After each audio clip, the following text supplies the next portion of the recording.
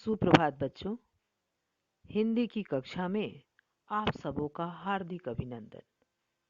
बच्चों, आज हम भारत के पहले अंतरिक्ष यात्री राकेश शर्मा पाठ का अध्ययन करेंगे। इसके रचनाकार हैं विद्वान लेखक डॉक्टर बाबूराव देसाई। राकेश शर्मा के व्यक्तित्व को समझने से पहले चलिए हम लोग बाबूराव देसाई के संबंध में जानें। स्वतंत्र उत्तर काल में हिंदी गद्य की अन्य विधाएं जितनी विकसित हुई, उतना विकास साक्षात्कार विधा का नहीं हुआ। बच्चों, आप लोगों ने पढ़ा है हिंदी गद्य साहित्य की अनेक विधाएं आप लोगों ने पढ़ा।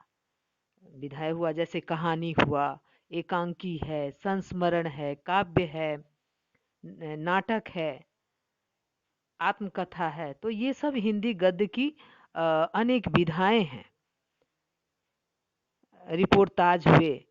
तो लेकिन अब तक जो है अनेक विधाएं विकसित हुई हैं, लेकिन अब तक जो है साक्षात्कार विधा, जो इंटरव्यू जो लिया जाता है, उस विधा का उतना विकास नहीं हुआ था। इसकी उपेक्षा सदैव होती रही है। यानी साक्षात्कार विधा, इंटरव्यू लेने की जो प्रक्रिया थी, इसकी हमेशा उपेक्षा होती रही है। सदैव, सदा जोर एव, संधि विच्छेद कीजिएगा बच्चों, सदा जोर एव।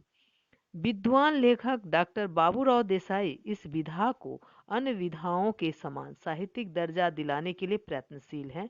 और डॉक्टर बाबूराव देसाई साक्षात्कार विधा भी, जिस प्रकार की हिंदी गद्य की अन्य विधाएं कहानी हैं, एकांकी हुए, संस्मरण हैं, उनका विकास हुआ, उसी तरह डॉक्टर बाबूराव देसाई साक्षात्कार विधा के प्रति भी प्रयत्नशील हैं।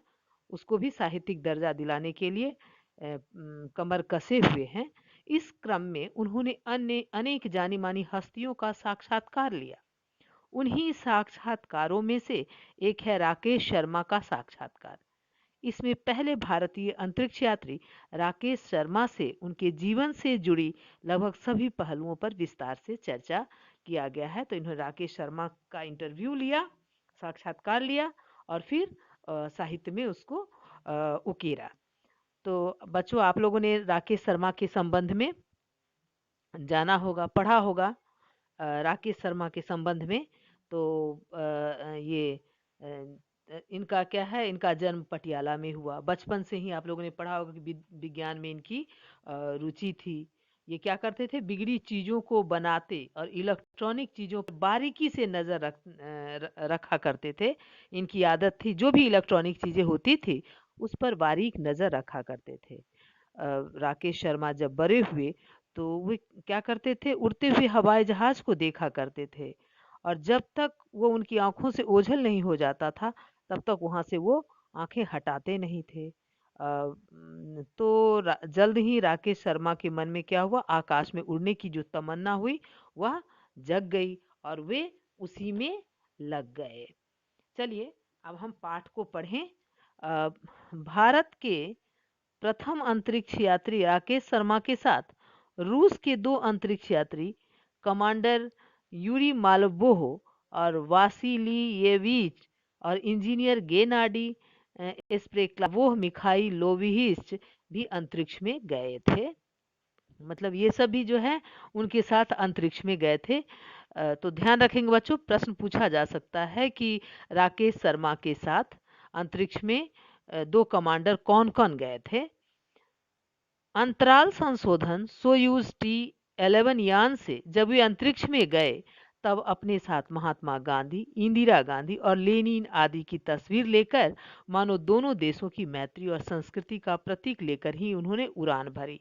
तो वो अपने साथ क्या क्या ले गए और किससे उड़ान भरी बच्चों, ध्यान रखेंगे, सोयूज T11 यान इस यान से वे अंतरिक्ष में गए और साथ में क्या क्या ले गए, महात्मा गांधी, इंदिरा गांधी और लेनिन आदि की तस्वीर लेकर वे अंतरिक्ष में गए। और मानो ये तस्वीर लेकर दोनों देशों की जो मैत्री और संस्कृति का प्रतीक लेकर उन्होंने उड़ान भरी।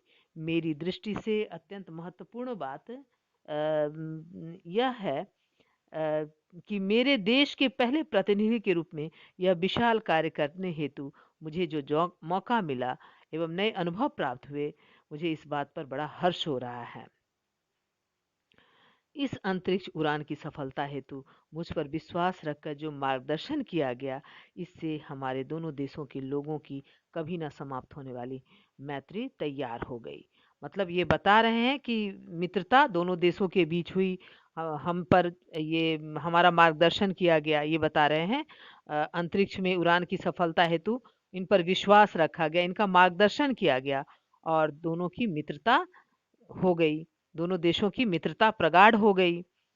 श्री राकेश शर्मा के कार्य पर गौरव महसूस करते हुए भारत ने उन्हें अशोक चक्र तथा रूस की पार्लियामेंट ने 11 अप्रैल 1984 को इन्हें hero of the Soviet union, order of golden star तथा ऑर्डर ऑफ लेनिन पुरस्कारों से सम्मानित किया।